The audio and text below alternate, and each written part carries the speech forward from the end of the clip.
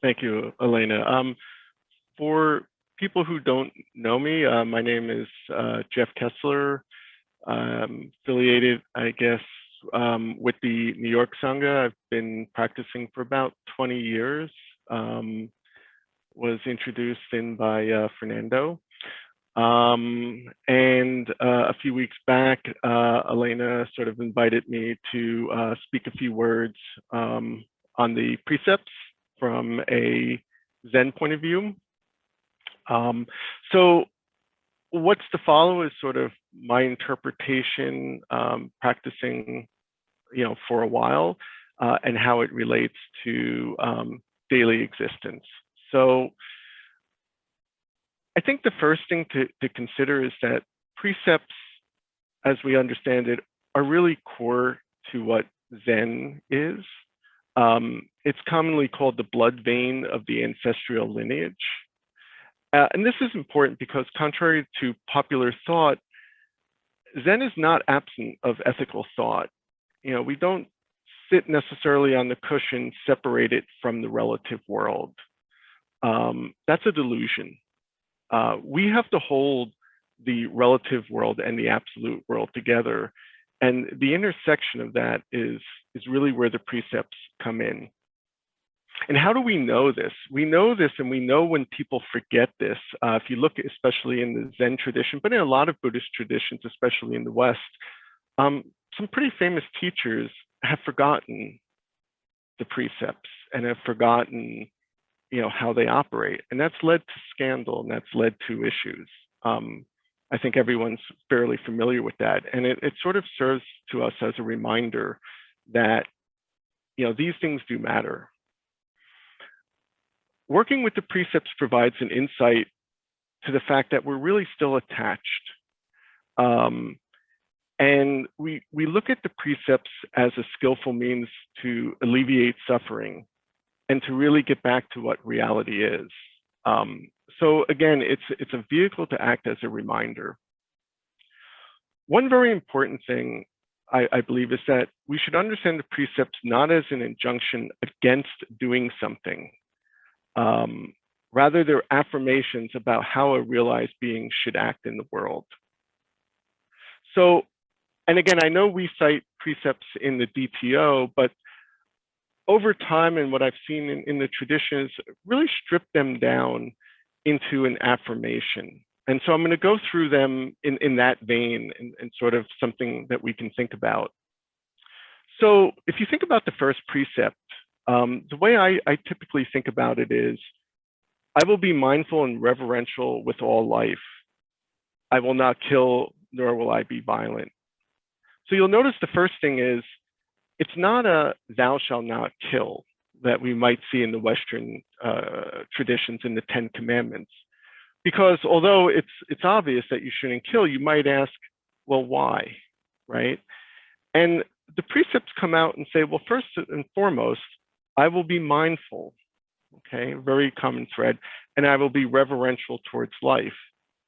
If you buy into that, then it naturally follows that you won't kill. And also, if you really start thinking about it, there's so much more than just simply not killing people or killing animals.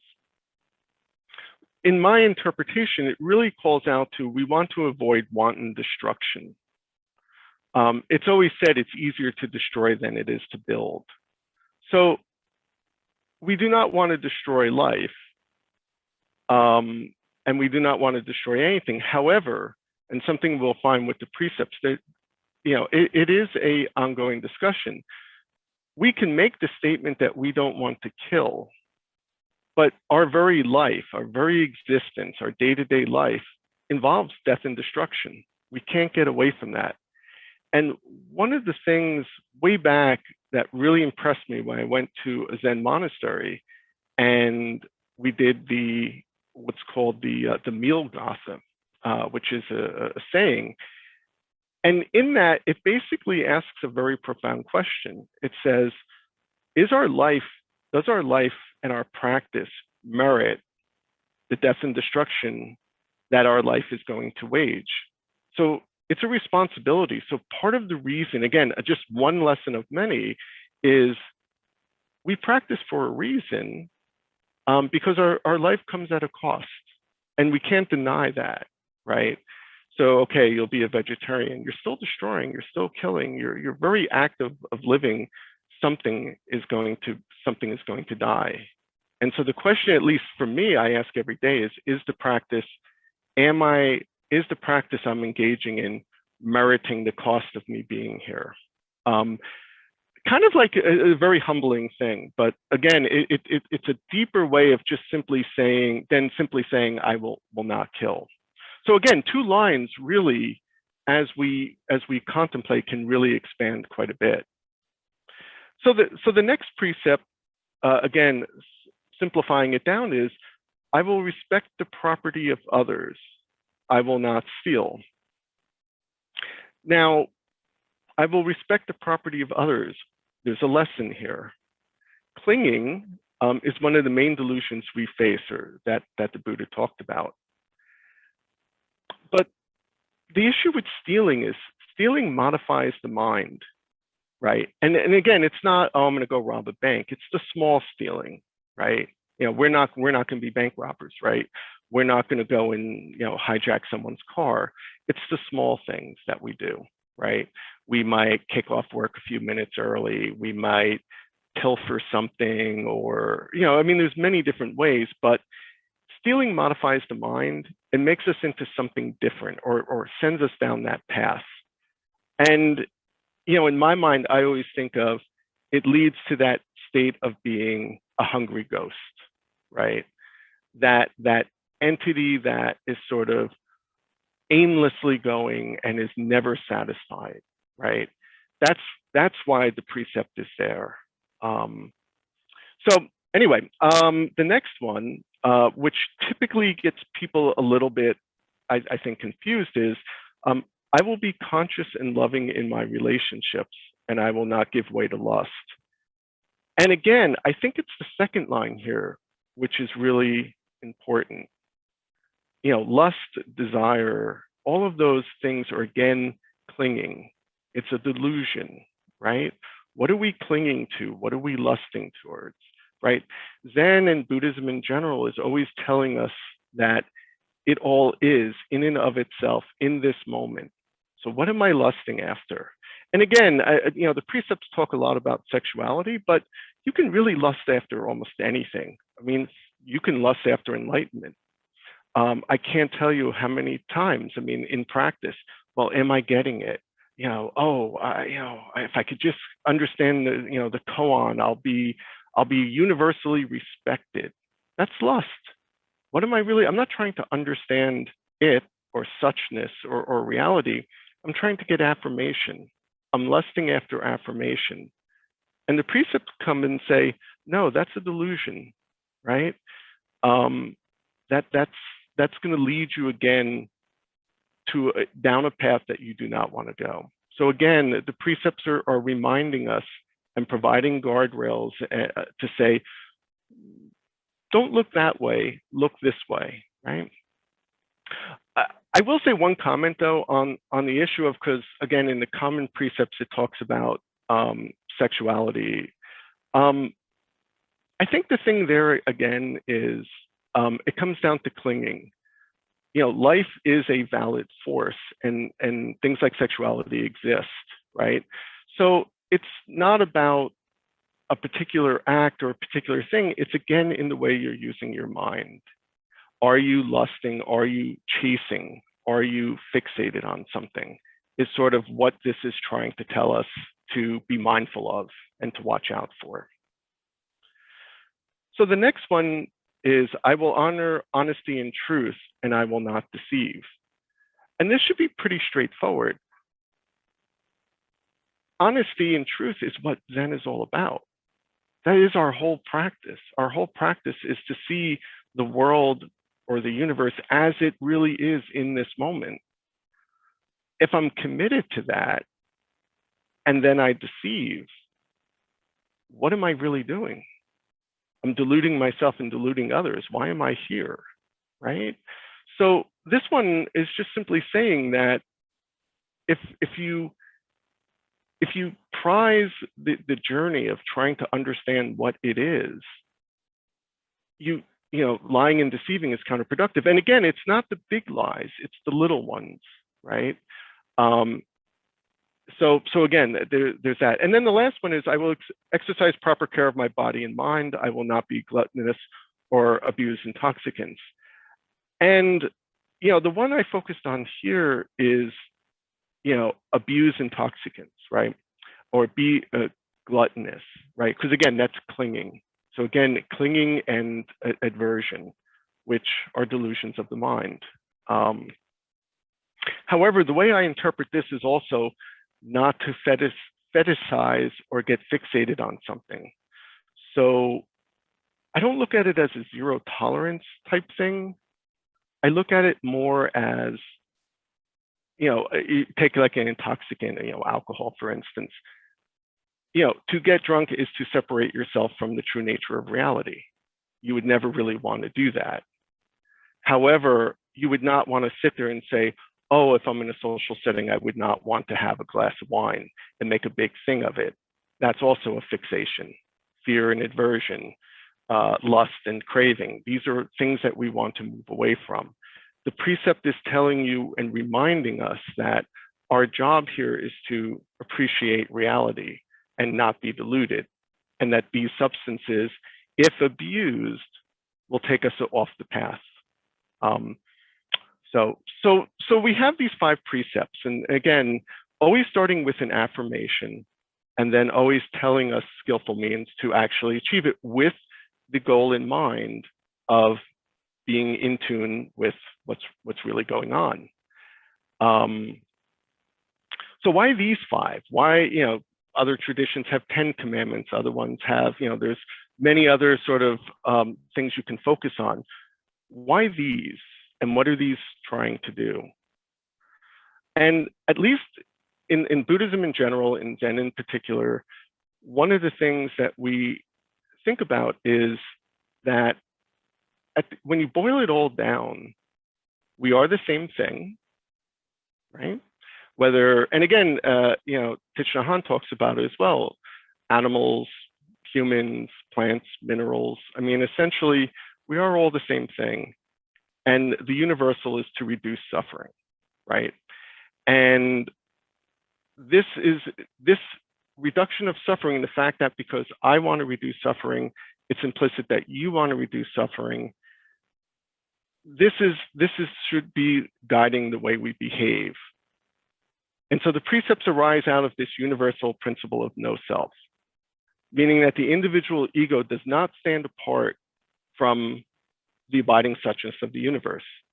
And our ego is not, or our, what we consider and cling so tightly to being me, is not different than Elena or Fernando or really anyone else anywhere in space and time. So these skillful means encapsulated in the precepts will help me, but it will also help everyone else. And if you think about it, there's nothing, I mean, in one respect, we can get very deep and philosophical, but on the other hand, it's nothing more than the golden rule, right? Do unto others as you would have to do unto yourself. Or if you think Rawls' veil of ignorance, right? If you had to choose your behavior, not knowing where you would fit in a society, how would you do it, right? And the Rawls metaphor is really apt for Zen, because what is society and how can we break it down? And where do I really fit in a society that's constantly fluid and flowing? Today I might be, a millionaire, and tomorrow I might be broke, right? So how do you set your behavior not knowing where you'll be, or what is society, or what is, American versus Chinese versus Japanese, right? So if you think then about it, and you think about the fact that we are all the same thing, and we're driving towards the alleviation of suffering, the precepts really then root themselves in universal compassion, right? And that comes, Zen is part of the Mahayana tradition, and Mahayana tradition is all about compassion. And again, because our job over and above beyond, trying to understand what it is the fact of compassion to alleviate suffering in all sentient beings. And this is why we make the vows to save. One of the vows we say every day is to save all sentient beings. And again, you can get very deep and philosophical about what it means to save all sentient beings in the Bodhisattva vows that we take, because all sentient beings in the universe are numberless. We say beings are numberless. We vow to save them all, right? And again, there's sort of this idea of, if I save one, I save them all, right? Because we don't discriminate and it's non-dual. But in another way, it's again a reminder that we are here to really alleviate suffering for ourselves and others.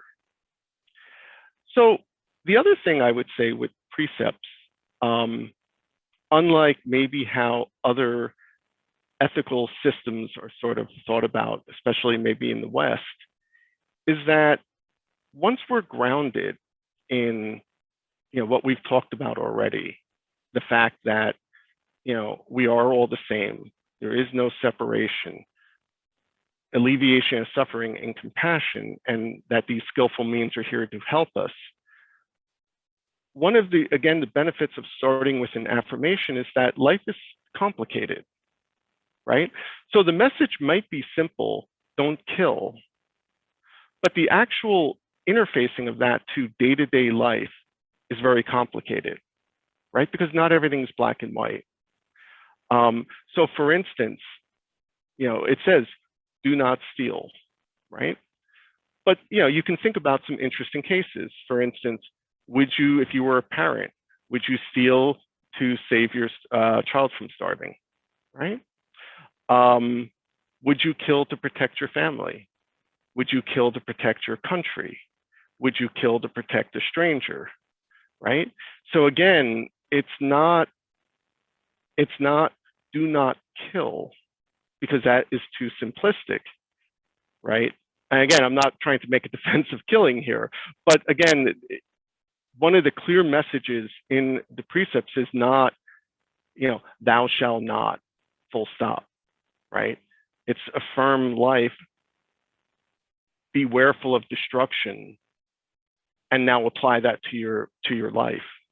Lying and cheating. I just recently rewatched Schindler's List. That was a subterfuge, right? He lied, cheat, did anything possible.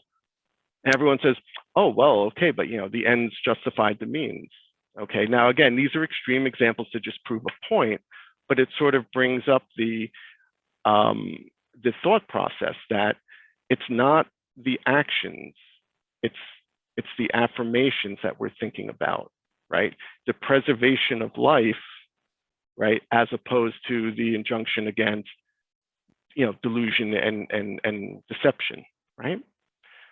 So again, the question you should always be asking yourself is the action you're about to take skillful? Does it, in the aggregate, reduce suffering? What is the motivation? Is it motivated from a place of compassion, or is it motivated from a place of delusion?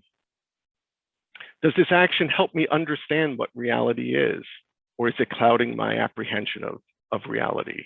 That's what the precepts and the practicing of the precepts are all about, right? The key to things working with precepts is also to get out of your own way. You don't want to be sitting there doing calculations to say, doing calculations with your ego to say, is this act I'm about to do, to make me look good, to improve my status in the world, right? Then the precepts become a game, right? So I don't do a practice of affirming life, maybe not wantonly killing, which could be something as silly as moving bugs outside the house, for instance. Not to have people say, "Ooh, you're a Buddhist," and no, it's not like that. It's not for you. And again, if you start thinking that way, you've missed it. You've totally missed what the whole point of the precepts are. If you're sitting there trying to make score points on some invisible, scorecard that, hey, I'm a good Buddhist because I did X, Y, and Z, then you're not doing the precepts, and you're really deluding yourself, and you're not really, progressing in any way. So I think the last part of this is that these delusions and mistakes that we make with the precepts, such as, sort of playing with the ego, comes from the fact that the precepts must be rooted in practice, right? Everything in Zen especially is practice. It's mental training, it's zazen, time on the mat, to open your mind to a certain, in a certain way, so that you're able to actually understand the reality of everyday life, right? So you understand where the sources of delusion, you understand the fact that we are all the same thing, all on the same journey, all with initial perfection, all trying to reach the same state of the alleviation of suffering. And as you understand that, the precepts naturally slot in as a skillful means. But to get there, underneath everything then is practice. Practice opens up the mind. Practice slows down the ego. Practice, calms the delusion and allows you to open your eyes and actually see what's right in front of your face. And slowly, as that happens, the precepts make absolute sense. And I just want to wrap up as far as precepts is, in the Zen tradition at least, there's a formal ceremony that happens where a student takes refuge in the Buddha, Dharma, Sangha and receives the precepts. And this ceremony is called Jukai, and I just recently attended one and watched it. And it's a very profound thing because in one respect, you're receiving the precepts and you are dedicating your practice and dedicating your time to actually practicing and embodying these precepts. In one respect, nothing has changed, but in another respect, you have declared to the world that you will now follow these precepts, or you will incorporate these precepts into your life. And I know we've done it in DTO as well. So it's a major thing, and it's a major reminder, and it's a major milestone on the path to make the precepts part of your daily life, and to really incorporate them into the way that you think and how you negotiate life. Thank you.